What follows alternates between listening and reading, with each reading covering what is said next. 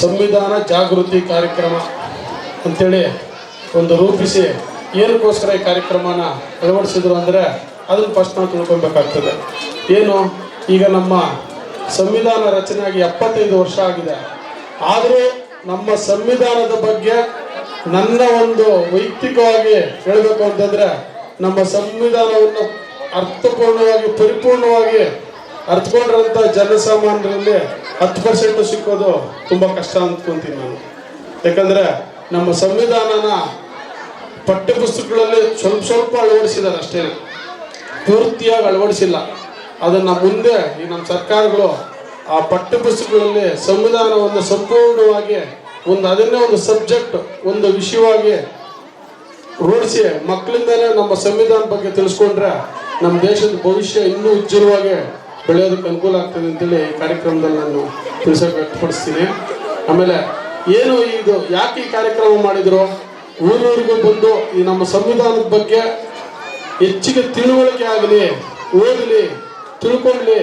ಏನು ನಾನೊಬ್ಬ ಈ ಭಾರತದ ಪ್ರಜೆಯಾಗಿ ನಮ್ಮ ಸಂವಿಧಾನ ನಮಗೆ ಏನು ಹಕ್ಕು ಕೊಟ್ಟಿದೆ, ನಾವು ಯಾವ ರೀತಿ ನಡ್ಕೊಳ್ಬೇಕು, ನಮ್ಮ ಹಕ್ಕುಗಳನ್ನ ಯಾವ ರೀತಿ ನಾವು ಪಡ್ಕೊಳ್ಬೇಕು ಅನ್ನೋದು ಭಾಳ ವಿಶ್ಲೇಷವಾಗಿದೆ.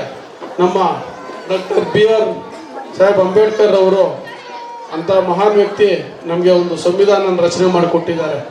ಸರ್ ಹೇಳ್ದಂಗೆ 2 ವರ್ಷ 11 ತಿಂಗಳು 18 ದಿನಗಳ ಕಾಲ ಶ್ರಮ ವಹಿಸಿ ಎಲ್ಲ ನಮ್ಮ ಪ್ರಪಂಚದಲ್ಲಿ ಎಲ್ಲೆಲ್ಲಿ ಏನೇನು ಒಳ್ಳೆ ಅಂಶಗಳಿವೆ ಅದನ್ನೆಲ್ಲ ಆಯ್ದು ನಮ್ಮ ಭಾರತದ ಸಾಮಾಜಿಕವಾಗಿ ಭೌಗೋಳಿಕವಾಗಿ ಜನತೆ ಆದಾದ್ಮೇಲೆ ಯಾವ್ಯಾವ ಜನಕ್ಕೆ ಏನೇನು ಬೇಕು, ಯಾವ ರೀತಿ ಮುಂದೆ ನಡ್ಕೊಳ್ಬೇಕು, ನಮ್ಮ ದೇಶ ಒಂದು ಭವಿಷ್ಯ ರೂಪಿಸಿ ಮುಂದುವರಿಬೇಕಾದ್ರೆ ಅದನ್ನೆಲ್ಲ ಗಮನದಲ್ಲಿಟ್ಕೊಂಡು ನಮ್ಮ ಹಿರಿಯ ಸಾಹಿತಿಗಳು ಹಿಂದೆ ಇದ್ದಂಥ ನಮ್ಮ 12ನೇ ಶತಮಾನದಲ್ಲಿ ನಮ್ಮ ಬಸವಣ್ಣವರು ಏನು ಪಂಕ್ತಿ ಹಾಕ್ಕೊಟ್ಟಿದ್ರು ಅದನ್ನೆಲ್ಲ ಮನಗಂಡು ಎಲ್ಲ ಇದನ್ನು ಅರಿದು ಕುಡಿದು ತಂದು ಒಂದು ಉತ್ತಮವಾದಂಥ ಸಂವಿಧಾನ ಕೊಟ್ಟಿರೋದು.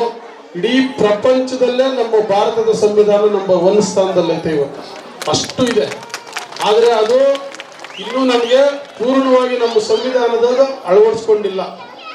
ತಕ್ಷಣಕ್ಕೂ ಅದನ್ನ ಕಂಪ್ಲೀಟ್ ಆಗಿ ಅಳವಡಿಸ್ಕೊಂಡು ನಮ್ಮ ಸಂವಿಧಾನನ 100% ಬಂದಿದ್ರೆ ಪ್ರಪಂಚದಲ್ಲಿ ಅತ್ಯಂತ ಶ್ರೀಮಂತವಾಗಿ ಅತ್ಯಂತ ಬೆಳವಣಿಗೆ ಆಗಿರೋಂಥ ರಾಷ್ಟ್ರ ಆಗ್ಬಿಡ್ತದೆ.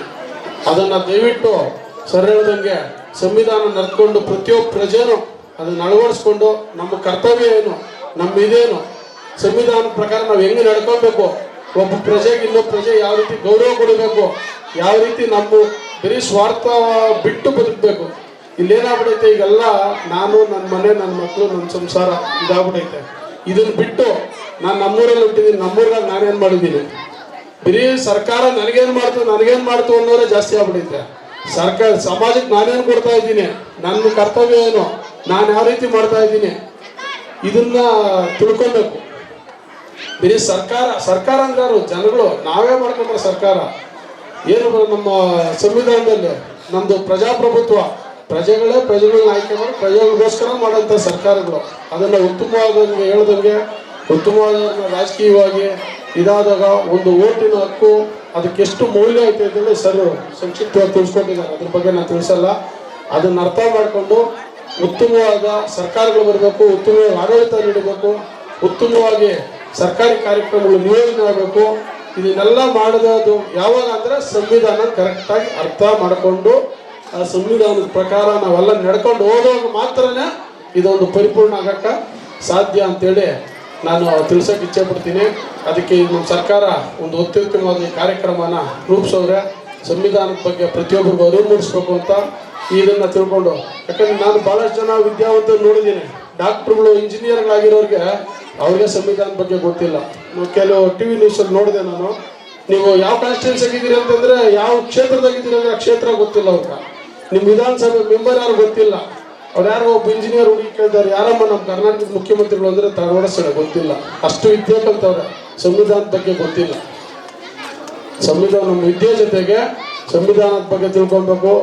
ನಮ್ಮ ರಾಜಕೀಯ ವ್ಯವಸ್ಥೆ ಏನೈತೆ, ಏನು ಯಾವ ರೀತಿ ನಡೀತಾ ಇದೆ, ನಮ್ಮ ಏನು ಆಡಳಿತ ವರ್ಗ ನಡೀತಾ ಇದೆ, ನ್ಯಾಯಾಂಗ, ಶಾಸಕಾಂಗ, ಕಾರ್ಯಾಂಗ ಯಾವ್ಯಾವುದು ಕ್ಲೀನಾಗಿ ಯಾವ್ಯಾವ ನಡೆಸ್ಕೊಳತ್ತವ್ರೆ, ಯಾವುದ್ರಲ್ಲಿ ವೈಫಲ್ಯ ಐತೆ ಅವನ್ನೆಲ್ಲ ನಾವು ಪ್ರಜೆಗಳು ಅದನ್ನು ತಿಳ್ಕೊಂಡು ನಾವೇನಾದ್ರು ಪರಿವರ್ತನೆ ಮಾಡಿದ್ರೆ ಮಾತ್ರ ಪರಿವರ್ತನೆ ಆಗುತ್ತೆ, ಇಲ್ಲಾಂದ್ರೆ ಪರಿವರ್ತನೆ ಆಗಲ್ಲ.